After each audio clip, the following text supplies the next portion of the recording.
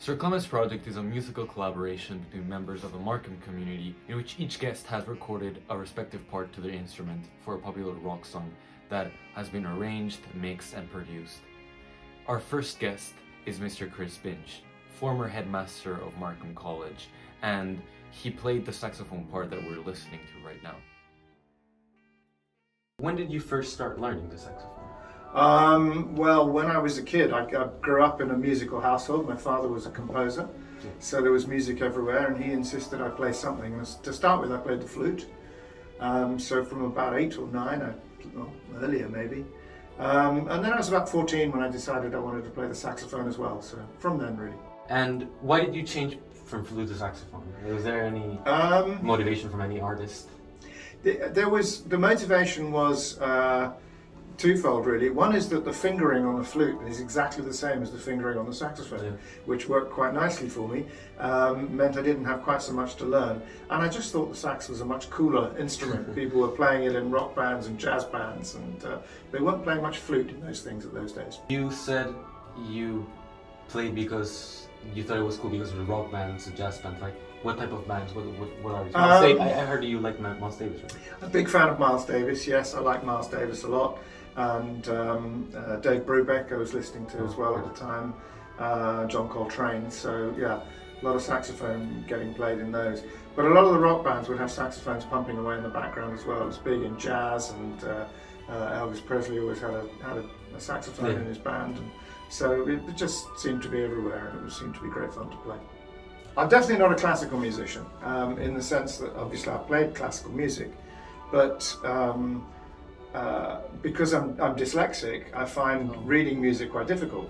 So I gave up reading music quite early on, much to my father's disgust, and ended up playing music that I didn't need to read. Initially that was jazz and rock, but then I started to realize that there was more, classical's the wrong word, more serious music that you could play.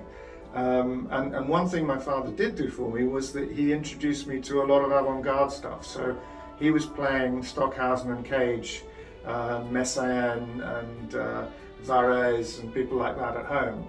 And so I found that there were lots of different ways in which you could put music together, and became inspired by that. So when I've had the time, and it's only ever been a hobby for me, I've tried to find different ways of putting music together that are perhaps a bit unconventional sometimes.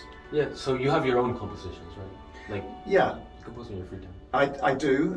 Most of the compositions, they come from one of two sources. One is workshopped pieces that I work with a group of people on. Like if you heard No Man is an Island in the gala concert, I had an idea of where the tune was going to go and how the structure was going to be, but the actual harmonies that appeared in that, the singers worked on those and created those. So what I was trying to do was to bring that jazz rock sensibility of listening and listening and listening, and adding your part above what other people are playing, or below or around, through what you're listening to rather than through what somebody else has transcribed, but to do that in a more serious music fashion and a more classical music style. I think the joy of music is to have as many different types as possible.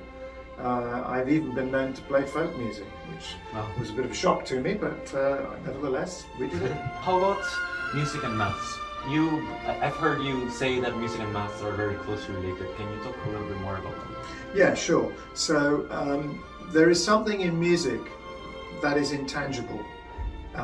You can play a piece of music, but you'll never play the same piece of music exactly the same. Even if it's a scored piece of classical music, your interpretation will be slightly different. And you can listen to symphonies. The classic one is Mahler, where you get two different interpretations of a Mahler symphony, and they're radically different. And so where is then the music if every time you hear it it's different? And so you hear a recording, you hear a performance, you see a score of a piece of music, but where's the music? And for me, the music is an abstract idea that has its concrete manifestations in various places. In music, we call it harmony and we call it melody. In mathematics, we call it formula and equation and function. But it's that same way of mixing together things. So I think there's a lot of similarity in the mental processes that are involved. Well, thank you for your time. It's been a great pleasure. Thank you very much, Joaquin. Always good to talk to you, and I look forward to seeing the other interviews. Thank you so much, sir.